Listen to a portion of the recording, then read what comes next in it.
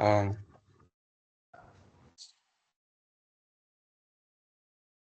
Good morning, everyone. ISC Delhi's NCR Chartering Chapter welcomes you all. Our presenter is today Mr. Akshay Misra. Uh, Over to Akshay Misra ji.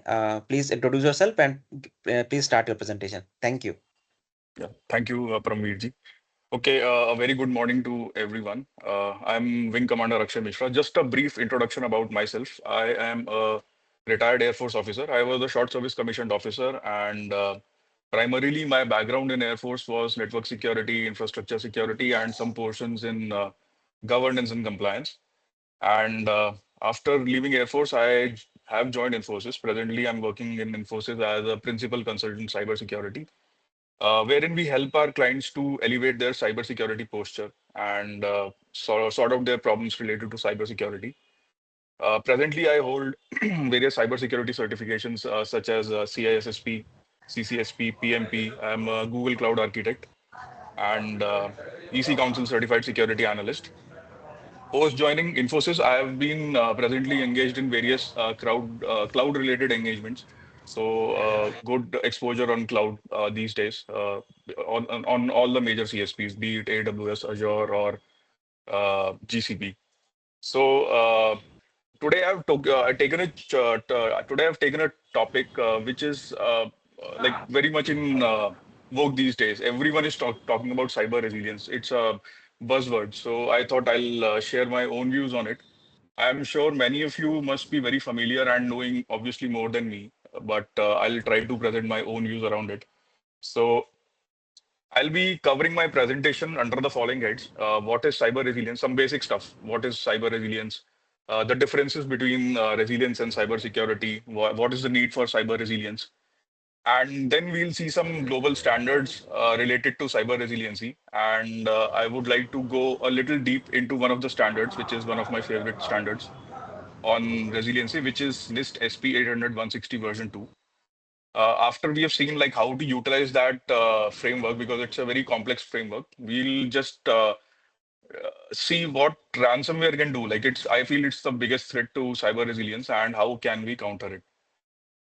So with this, I'll just quickly show some of the definitions which I've picked up from most of the major publications on cyber resilience. You can see that uh, can I request everyone to please mute themselves? I can hear some background noise.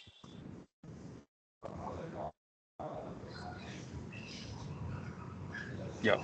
So you can see that there are some definitions on the screen on cyber resilience, which have been picked up from NIST, ISO, MITRE, ITL. And every one of them are talking about, okay, it's the ability to withstand, recover, and adapt. ISO says it's the capability of an organization to protect against and recover from incidents.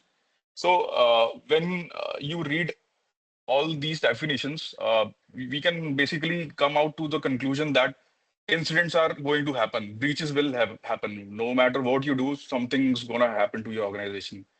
And when it does, your business should be able to recover from them because you have to sustain. There's no two ways about it.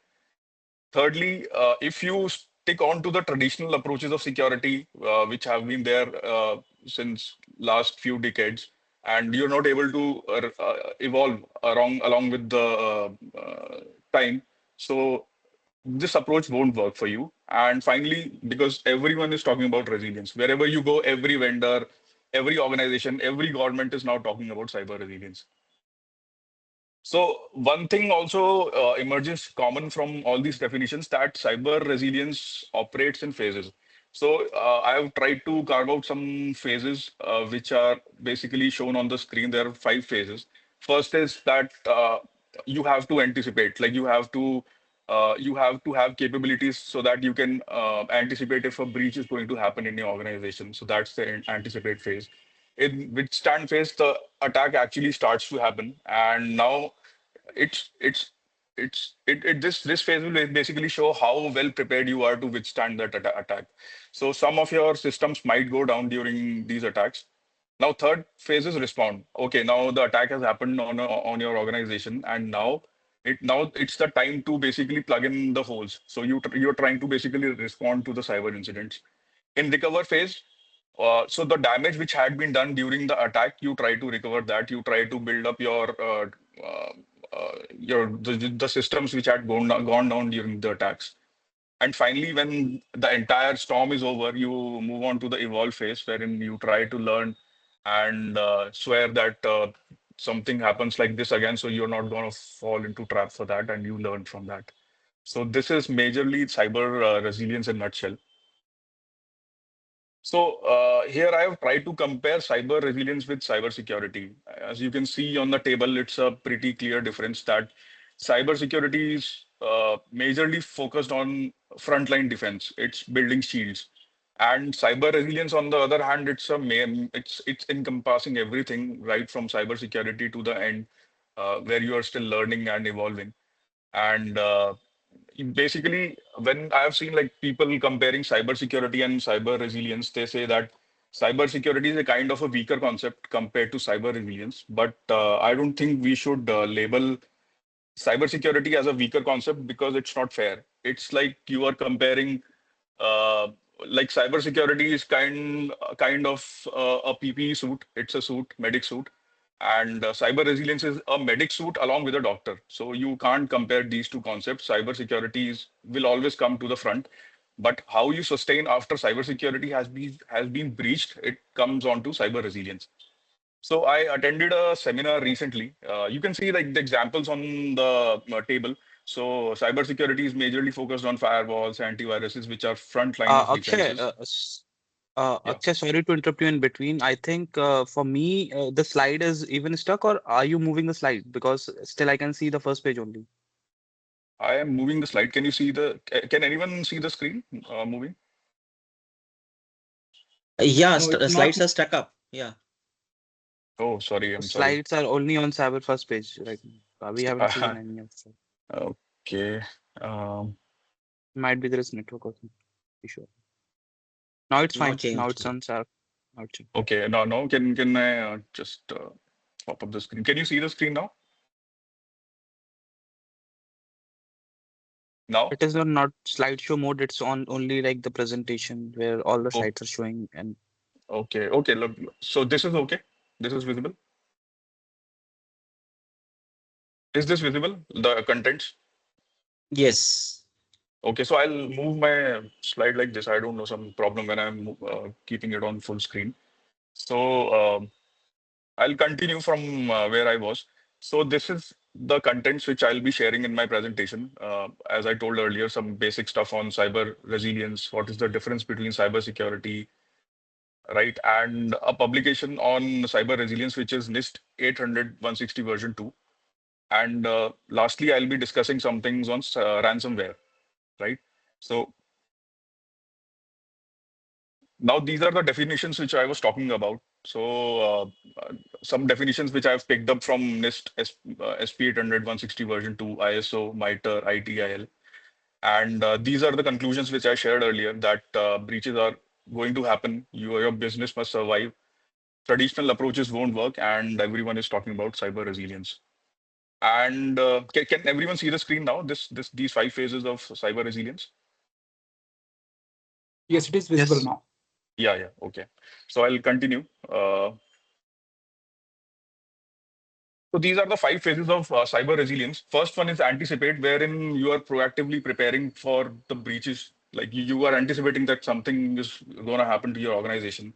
Second is the withstand phase, wherein attack actually happens and some of the systems start to go down, but you're still surviving somehow. Third phase is the respond phase, wherein you try to counter the attacks. Fourth phase is the recover phase. Okay, the attacks have been stopped, and now you try to recover the systems which had gone down during the attack. And fifth phase is when everything is over, the entire storm is over. Now you try to learn from the incidents. So these are the major 5 phases of cyber resilience. So this is the slide I was discussing. I was saying that uh, these are the differences between cyber resilience and cyber security. So you can see on the screen, it's tabulated so that it's easier to understand. Cyber security is more focused as a frontline defense, and cyber resilience is encompassing everything. It includes cyber security and rest of the concepts. Still, you are learning. And one more thing which I was saying was that it's not fair to compare cyber security with cyber resilience, because I've seen a lot of presenters comparing cyber security and resilience, and uh, kind of showing cybersecurity in a weaker light, but I don't think it's a fair comparison, because cybersecurity will always come to the fore, and it might fail, it will fail, but it's okay to club these two concepts together and keep them hand in hand. And one interesting thing which I heard when I was attending one of the presentations somewhere was, I've always heard of shifting left, that CISOs want to shift left. They want to shift left to increase the security. But during that presentation, the presenter said something different. He said, okay, you shift right, but keep a focus on left. So I thought I'll share this with you. So now CISOs are trying to shift right. I don't know how much true is that. Many CISOs might be here, but it means that you keep a focus on your defenses, but you still try to build on your capability so that a breach happens, you know how to recover from that. So now I don't think there is a question to ask that we need cyber resilience or not. I've discussed a few use cases. I'll discuss a use case also, and all the arguments which support that we need cyber resilience are, there are innumerable zero-day attacks, there are insider threats, there are AI-driven attacks. AI is very new, and supply chain breaches. So traditional cybersecurity concepts won't be enough to stop this, because these are frontline defenses. And if you look at insider attacks or your AI-driven attacks, these are very difficult to counter using traditional attacks. So you need to focus on cyber resilience. And I have not shown you any stats regarding number of breaches or attacks which has happened in 2024 or 23, because I don't want to clutter the presentation. I want to keep it very simple and straight to the point. So I feel that we have to focus on resilience, because there are some things which cannot be stopped by traditional cybersecurity itself. So there is a famous solar winds attack which happened in 2020. I'll try to just go through it quickly and map it to the phases of cyber resilience. So SolarWinds is a famous company, IT company, and it basically provides a software called Orion, which is used to monitor networks, right? And there are a lot of kinds of solar winds all around the world, a lot of governments and a lot of organizations all around the world.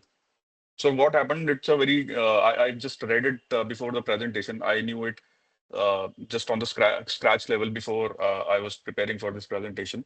So what happened? SolarWinds is basically providing updates to this software Orion through its web portal, right? And there's a group called APT29. So in September 2019, this group somehow breached SolarWinds. And now the developers in SolarWinds, they are developing these patches for the Orion software. So these attackers, they intercept their CI/CD pipelines and they inject their own code, which has malware and backdoors in it. And SolarWinds, they didn't even come to know that something has happened. They compile the software and release the patches through their official website. So this happened in around September 19, and in March to June 20, a lot of customers who were using Orion, around 18,000 customers of them, they downloaded these infected patches. So now this infection has entered a lot of organizations. So from March to November 20, no one is aware like something has entered their organizations. In November 20, there is one organization called FireEye. It's a famous cybersecurity organization. They were detecting something else. They didn't even come to know. They were detecting some other breaches, and somehow they came to know that something is not right. So finally, they figured out, okay, something is wrong with the Orion software. And in December 20, this information was shared with the American agencies, and American agencies finally made it public in December 20, and they decided to release some kill switches and all. It didn't work thoroughly. Until 2021, remediation used to continue. Still, there are some organizations which have not overcome the Orion attack completely. This is what I read yesterday. So you can imagine like September 19, this attack started, and till 2021, 2022, people are still not aware. And this attack was majorly from the espionage perspective. They didn't want to uh, disrupt anything. So it is estimated that there was a lot of confidential data breach from a lot of government agencies around the world. So if I try to map this attack to cyber resilience, so in anticipate phase, we basically, if I assume that okay, my organization would have been hit by SolarWinds attack, what wherein I could have stopped this attack. So in anticipate phase, okay, I if I could have done some supply chain checks. So from the first step, from the first step itself, I would have come to know, okay, something is wrong with their CI/CD processes. They are not digitally signing their images.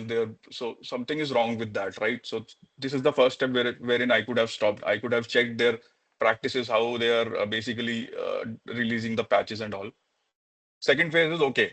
I didn't do that. The malware has entered my network and it has spread throughout all the machines. So why did it happen? Because I did not implement the capabilities for like zero trust, wherein I could have done some segmentation to stop the attack. It should not have been spread to all the machines. Third is respond. Okay, so the malware has entered into my network. I didn't even come to know of this. Why? Because something might be wrong in the organization. We should have some tools to identify, okay, something is wrong, some malicious connections are happening from my machine. So I should have had that capability to understand there is something wrong with my machines, right, in the network. Some malicious connections are happening. Fourth is, okay, if I've come to know, okay, the attack has happened in my organization, how can I recover it? Now I see, okay, all my machines are infected, but I don't have a good backup which I can restore. All the backup which I had is the old backup, and the rest of it is already affected with the malware. And fifth is basically evolve phase. So it doesn't map much to what I'm doing, but still, uh, I would try to learn and understand where I went wrong in all these phases. So this is how you can map an attack to all the phases of cyber resilience. And the recent case which happened with CrowdStrike, you can also map that to multiple phases of cyber resilience here. Now, because of these sophisticated attacks all over the world, so a lot of government agencies, a lot of organizations around the world, they have come up with their own standards, even India. So these are some of the famous ones, or not the famous ones, I'll say, some of the major standards which are there available on cyber resiliency. And I have not gone through all of them, but I have read a few.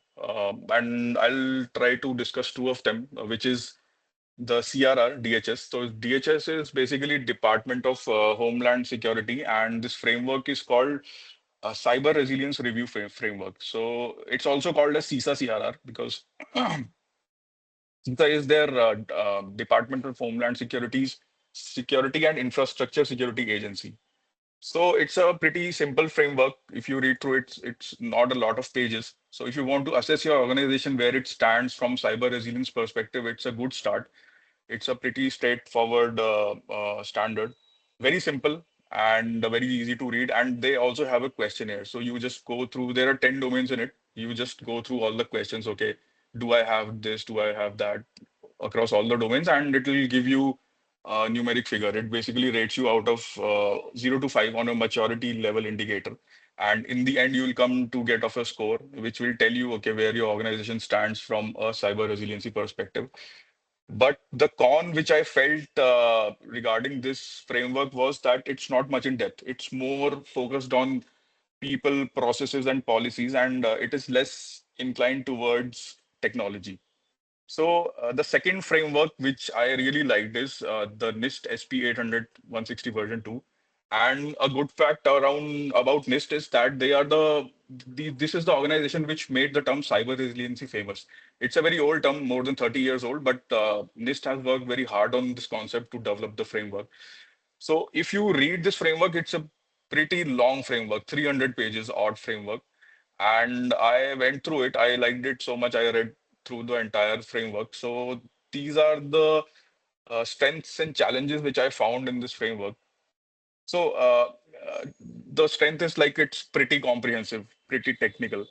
And because NIST has a great. It has a plethora of documentation available with them. So NIST 853, which is their controls standard, it gels well with this framework. So they tell you, okay, from 853, you can pick up these controls to enhance your cyber resiliency in your organization.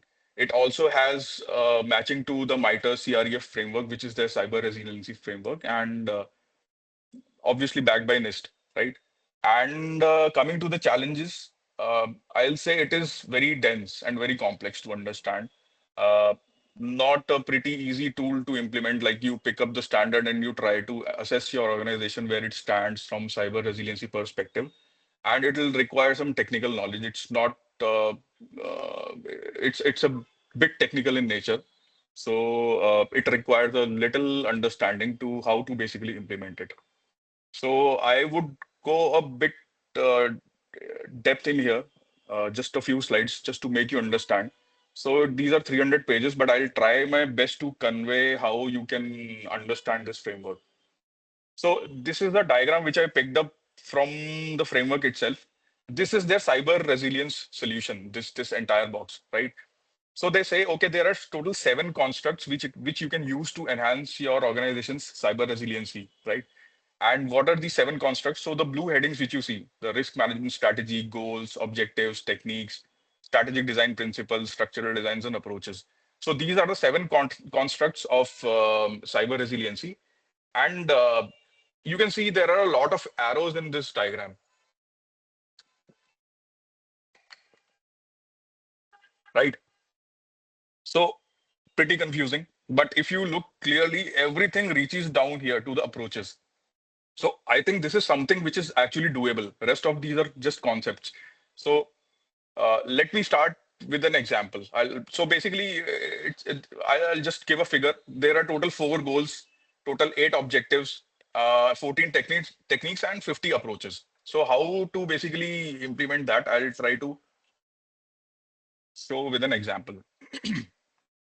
So let us pick an example of a financial institution. Let's say I take an example of HDFC, right? So HDFC is an organization, it's a financial institution, and they have some businesses. They are into banking, they are into insurance. And let's say they have some systems. I pick up the banking business, and they have some systems, which is their IT systems, which are like the payment services, their customer services, the accounts, etc. So NIST says, okay, you want to assess the cyber resilience of your organization. So what you can do is basically, I would obviously like to know the resilience of the entire organization, but it is very difficult because you'll have to start from the bottom. So what I do is instead of directly taking the organization as a whole, I'll narrow down, I'll come down to one of the critical services, which is the payment service for me. So from the risk management strategy level, I have picked the system level, which is the payment services, right? Now, there are 4 goals. They say, okay, there are 4 goals available to you from the resilience perspective. They are anticipate, withstand, recover, and adapt. And if you can recall the second slide, which I showed, the circle one, wherein there were 5 phases of cyber resilience. These are the 4 phases of cyber resilience, which are there from the this framework's perspective. So they say, okay, what are your goals around it? You want to secure your payment services. You have 4 goals available with you. So the correct answer would be, okay, I would like to pick all 4 goals. I would like to anticipate what is happening to my payment services. I would like to withstand if an attack happens. I would like to recover, and obviously, I would like to recover, adapt also. But I think you should understand here that it is not practically possible to implement everything for all the systems because there are multiple systems there, right? So, what we do is based on the risks which we perceive and the business objectives and the time and cost involved, I choose the best ones. So I go, okay, I feel withstand and recover. I would like to withstand if an attack happens to my payment services, and I would like to recover. Okay. So now I've got some bigger goals, but these are still some broad terms. So if I tell someone, okay, you go and withstand and recover, implement these capabilities, he'll not be able to know what to do. So NIST further says, okay, you have chosen your goals. Now you have total 8 objectives available, right? So how do I pick my objectives next? Because I have picked 2 out of goals. How do I pick my objectives? So if I move to the next slide, So NIST has given a mapping of these objectives with the goals. So these are my four goals, right? Anticipate, withstand, recover, and adapt. So anticipate, withstand, recover, and adapt. And these are the eight objectives. So you can see not all eight objectives are in all the goals. So three are in anticipate, two are in withstand, one is in recover, and two are in adapt. So if I continue with my previous example, I said, okay, for my payment services, I have chosen withstand and recover goals. So I have got basically three objectives now. So what I have to do is I have to continue somehow. Like when an attack happens, for withstanding, I'll have to continue my services. I will have to constrain the attack which is happening, right? And if I want to recover, I'll have to somehow reconstitute, like I'll have to rebuild. So these are the objectives. So still not very clear. Okay, if I tell my IT team or my engineers to go and implement capabilities for continuing, constraining, and reconstituting my payment services application, it'll they will not obviously understand what to do next. So NIST said, okay, there are total 14 techniques available to you to do this, and total 50 approaches. So how do I go next? So this is a table which is also available in NIST 800 160 version 2. So this table we saw earlier, right, in the previous slide, this one, the top two rows we saw, anticipate, withstand, recover, and adapt. And these are the objectives, right? Understand, prepare. So now I am still focusing on continue, constrain, and reconstitute. So NIST has done a mapping of the techniques also with the objectives. So there are total 14 techniques. I have chosen top three because it won't fit in the slide. So let's say this is my first technique, adaptive response. This is my second technique, analytic monitoring. This is my third technique, contextual awareness. And in each of these techniques, there are a few approaches. First, just say, for example, in adaptive response, there is dynamic reconfiguration, there is dynamic resource allocation, there is adaptive management. So it sounds, I know it sounds a little technical and jargony, but still you have got some idea what to do next. So for my application, I can see, okay, for continue, these approaches have to be followed. You can see an X there. So I picked up dynamic reconfiguration, dynamic resource allocation, adaptive management. These three I've picked. I have to check for these things, right? In analytic monitoring, only I have to check for monitoring and damage. So I picked this. In contextual awareness, I don't have to go for all the approaches. I'll just pick this one, X, mission dependency and status visualization. So this way you have to go down till the for all the 14 techniques, right? And you will come to know what all approaches you have to follow. So, for example, now I'll pick this one because I have for my payment services application, I have to apply these approaches, dynamic reconfiguration, resource allocation, and adaptive management. So NIST has gone down one step further to make you understand what are these approaches. So in adaptive response, we have three approaches, dynamic reconfiguration, dynamic resource allocation, and adaptive management, right? So you can read through it. What does it mean for my banking application? If I am talking about dynamic resource allocation, they say these are the examples. You can employ dynamic provisioning, you can implement load balancing, you can provide emergency shut off capability. So now you have got something which is actually actionable. You know, you can implement load balancing for your payment services, right? Instruct SOC staff to prioritize analysis and respond to one incident among multiple incidents, right? So this is how you narrow down. You pick up one system, you go deep, deep, deep till you reach the correct approach. And in approach, you will obviously come to know what is to be exactly done. And it has given some great examples also. And further, it also tells you, I have not included it in this presentation, that how you can use NIST 853 to pick up the controls which you need to apply. So that also you can do.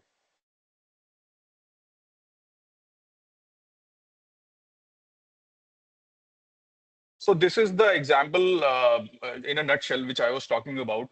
So I have picked up my payment services. So I first of all I think of my risks. Okay, for my payment services, I feel okay. The downtime would be 10K dollars per hour. So it's a very high downtime for me, and it'll cost me so much. So I pick up two goals. right? The goals, cyber resiliency goals, withstand and recover. I check them. Okay, my withstand capabilities are weak, but my recover is okay. So now I go to techniques and approaches and I find, okay, in all the techniques and approaches, I am fairly okay, but my backups are good, but I am zero on segmentation. So this way now you can check, okay, which all areas are you lacking in. So my suggestion would be start small. You pick up and you pick up the critical applications, do an analysis for one of the critical services, write down what is not available, what is important to you based on what I have told you. And same way you keep on building. Then only you can reach up to the higher level. You cannot start top down. You have to start bottom up.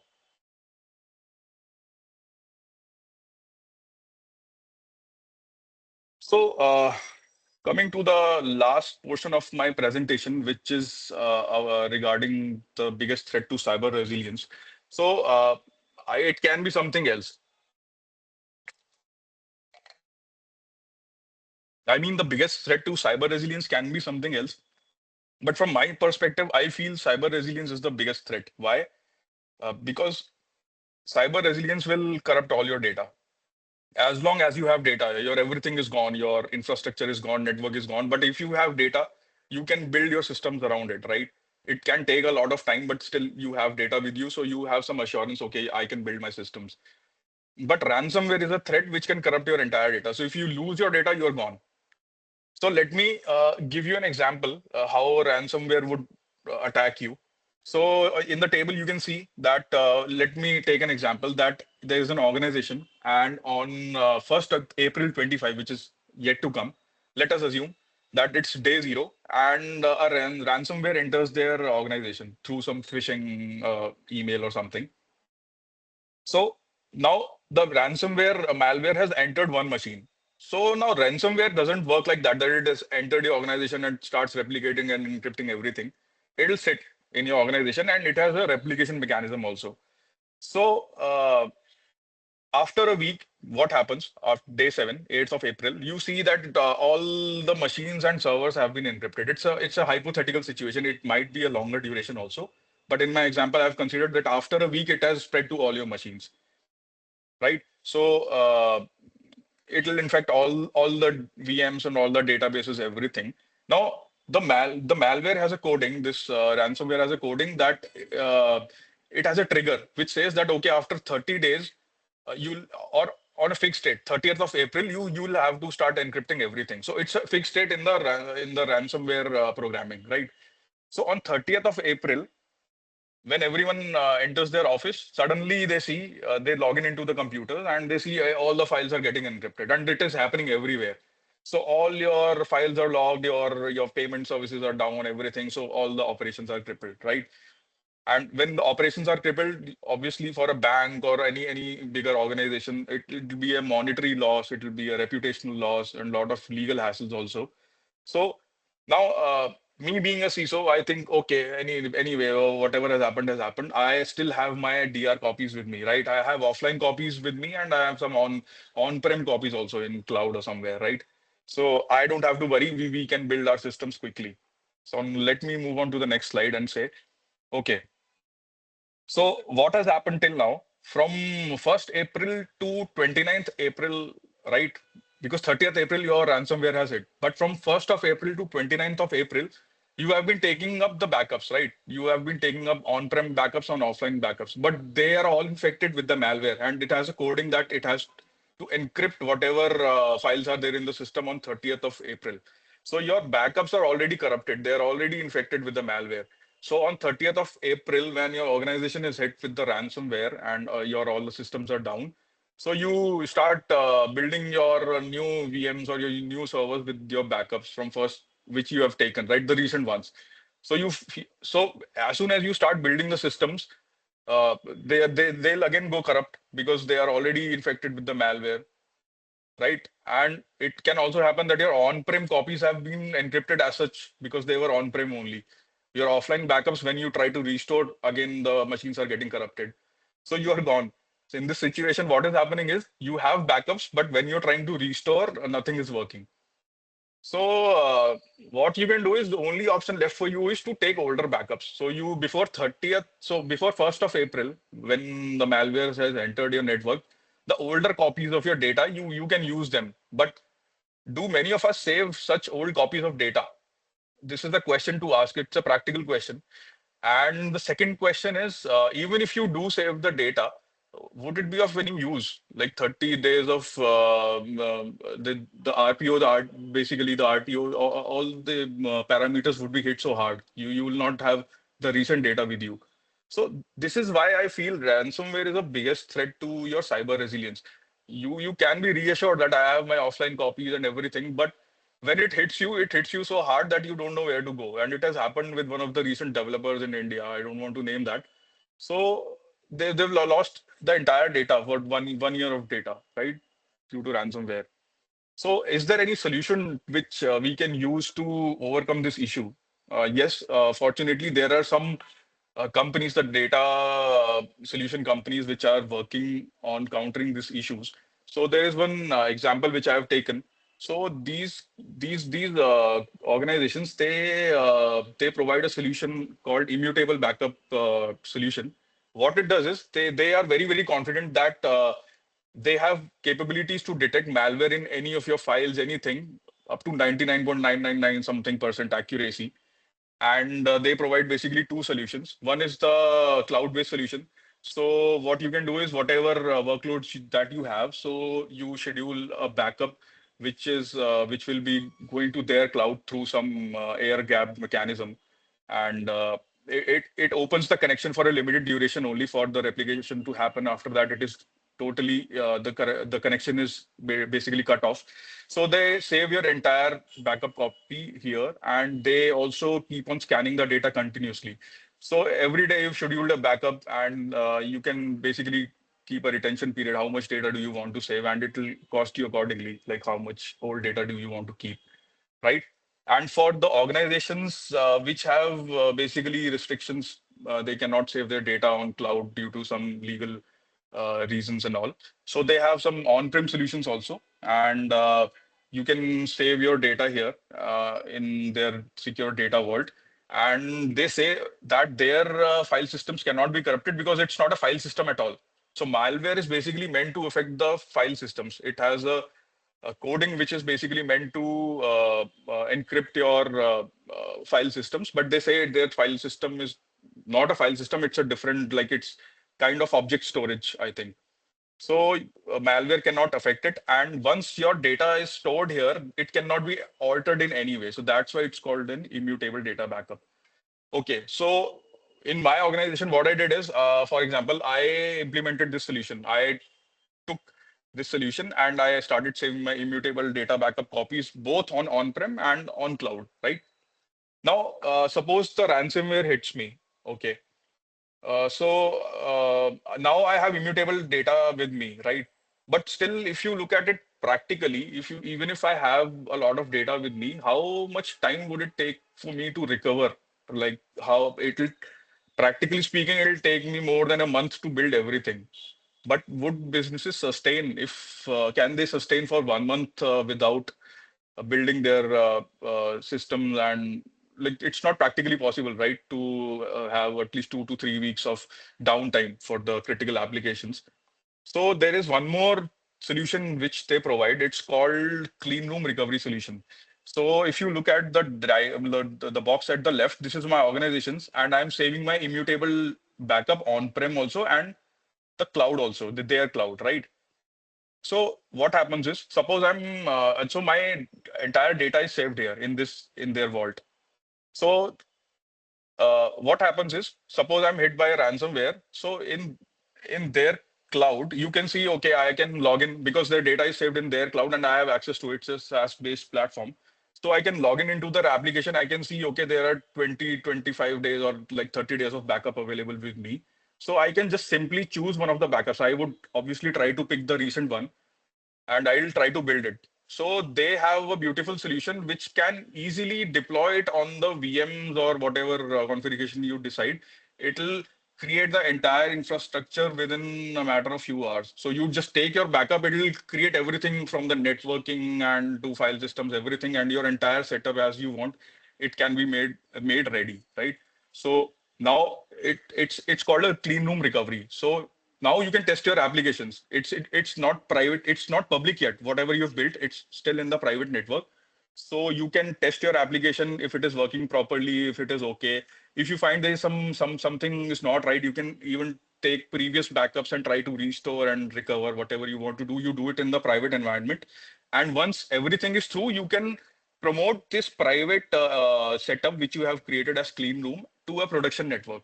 So now this becomes your production, right? So this happens in a matter of few hours only. Like you can do it within a day or two itself. So wherein the last process wherein I was doing it manually, it would have taken me around a month to do so. These solutions can help you recover your data in a matter of like few hours only. So this is one of the beautiful solutions. I attended one workshop on it. So I thought I'll just share with you because many people must not be knowing about it. So that's it from my side. I am done with the presentation. I hope I could make sense, but thanks a lot for being an attentive audience. Thank you. I'm open to questions if any. Hey Akshay, firstly, great presentation, man. Thank you so much. Thank And you. Thank you. just few thoughts. I don't know whether I would be right in assessing that. So NIST is just one of the frameworks, right? Yeah, yeah. The thing is, you can develop your own framework. It's not necessary that you have to Exactly, follow exactly. them, Sir, and you yes, have sir. to understand the US way of working. So somewhere US regulatory flow follow or workflow is very measured, right? Mm-hmm. Got it, sir. What my thought process is towards resiliency is, of course, backup is one of the critical components, but ability to withstand, Yes, right? sir. So Mm-hmm. resilience is also about ability to withstand. And have you factored that in? And when you say ability to withstand, doesn't mean that your cybersecurity integral teams are there for blue team tasks. No? They're there to Mm-hmm. defend. Now, in armed forces, we always had a capability of resiliency in terms of reserves, right? If you look at our concepts of resiliency, the first is the resiliency of the inherent force to withstand. The inherent force, Yes, sir. your Mm-hmm. SOC teams, your application development teams, you know, your inherent capability to detect, you know, those are the capability to withstand, right? Within the inherent teams. Then do you have the reserves to counter? Yes, sir. Mm-hmm. Okay. Now, those reserves could be in terms of networks. Those reserves could be in terms of, data. Those reserves could be in terms of infrastructure. Those reserves could be in terms of people, right? And when you look at resilience is not only about, withstanding ransomware. There could be Mm-hmm. some very adverse, Yes, sir. failures, Mm-hmm. right? Which you may not be able to anticipate. There could be infrastructure Correct. failures. There could be cloud Mm-hmm. failures, right? Mm-hmm. And those are one of the off event, like the CrowdStrike event. You just can't anticipate that. How Yes, sir. can you Yeah, anticipate exactly. that there is a dirty read by the CrowdStrike agent, right? So can you evaluate those situations? That's one of the most critical. So when you say risk assessment, so that becomes very critical somewhere down the line, Exactly, right? exactly, sir. Do you have the capability to visualize what can go wrong Mm. and then work out, then mind map? Okay, if this goes wrong, these are the options. And Mm. do I have the capability to execute? Because see, in armed forces, it was different. In outside world, you have limited budgets, right? It could Mm-hmm. be Yes, sir. as high as 6% of your IT budget. It could be as low as 0.005% of your IT budgets, right? And cybersecurity budgets will always be generally part of the IT budgets, right? So that complexity now what brings in is what I feel. What is that critical space? You have to identify that critical space for yourself. And do you have that critical space which can withstand? So, because ultimately what will happen, the CISO will, keep grasping what to protect, what Mm-hmm. not to protect, what to withstand, where to withstand, Yes, sir. which Mm. applications to withstand, which not to withstand. So those are the things just to point of ponder, because it's crazy for an organization the size of Infosys, for the bigger guys, small organizations is okay.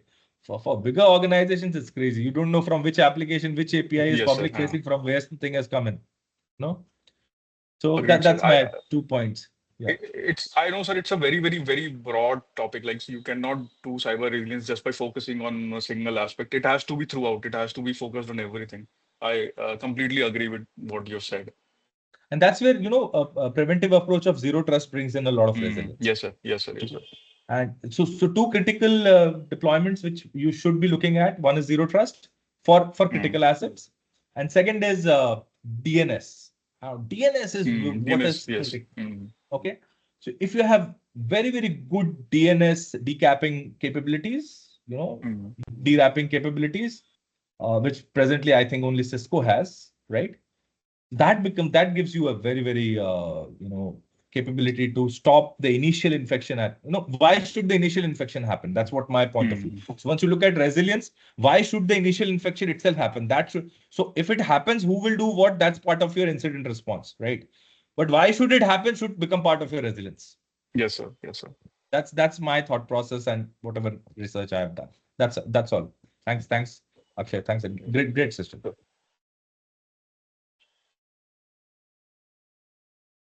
Akshay, I need to know more about this immutable backup. I have not enough knowledge about it. Okay. Can you tell us about something more about that? What is that? Yeah. So basically, there are some companies which are working in data security space, and their point is okay. You can do like sir said, Shubhajit sir, like cyber resilience is a very, very broad term. You have to focus on all the aspects. But I was talking about the worst case wherein everything like your defenses have failed. But I was talking about if you have your data, you can try to build things around it, right? So these companies sell that. They say, okay, they have some solutions wherein you can save your you can schedule your backups, right? And they say they have a lot of capabilities, like they have been working into this domain from last few years, like 20, 30 years. So they have data security, uh, big data security teams, and they're very confident that they can detect infections in your data. So they say, okay, you save your data copies with us. We'll keep them secure. They obviously keep in their private clouds. I don't know where do they keep them. Maybe they have some private clouds with them. So they keep your data copies with you, with themselves. And for regulated industries, they also provide you on-prem solutions. So they give you a vault kind of thing wherein you can schedule your backups, and they'll give you a beautiful interface. You can see what if data has been. It'll give you stats also, key malware detected or not detected, something. So they'll give you a lot of insights on your data also. Even they can do complete data scanning, which data is organized, which is not, where is your critical data saved in the organization. So they have a lot of data capabilities, right?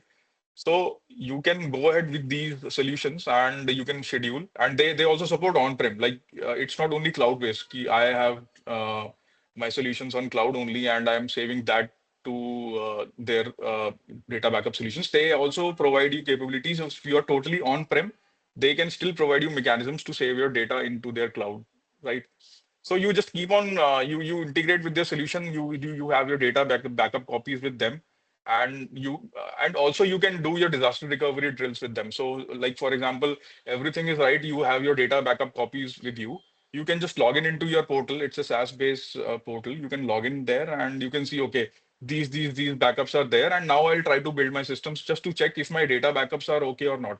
So you can have some drills like that. You can choose your backups. You can start building your infra, and just you can have your entire setup ready just to check if it is working. So these are some solutions. I can provide you more information offline on that if you want. And some major organizations are using those. Yeah, and clean room recovery is a good concept. I saw that live. I saw that. So I have my data backup with them. So they immediately, like within 3-4 hours, they built like a lot of 100 virtual machines on, and you can choose your CSP also. For example, if I'm backing my Azure VMs onto their cloud, and now I don't want to build on Azure, I want to go with AWS or GCP, I can do that. They'll support that capability also. You can choose your destination hyperscaler, and it will build your entire infrastructure in that hyperscaler. Like it can be AWS or GCP. It'll first bring up that infrastructure in a private cloud. you test it. If you're satisfied, you can just promote it as a public network. So it will become your public, basically facing services. Okay. Thank you. Yeah, Yeah. and Paramveer, just to add to this point of immutable backups, because most of the SaaS providers, they have the reason to kind of retain backups, because backups are never shared with the customers in SaaS. So there is all the more reason for the CSP to provide evidence that the backups weren't tampered. And Hmm. usually in the annual audit exercises, this becomes important. So if Yes. you take any SaaS provider, they will ensure that the backups remain immutable and subject to audits also. Yes. Yeah. You. Thank you for this insight. Okay, it was really it was enlightening session, and thank you Akshay for joining us for today, and all the audience for keeping our chapter workable. Thank you all. Thank you, everyone. Thanks. Thank you. Thank you. Nice session. Bye. Thank you so much. Paramveer, you'll be posting this on our YouTube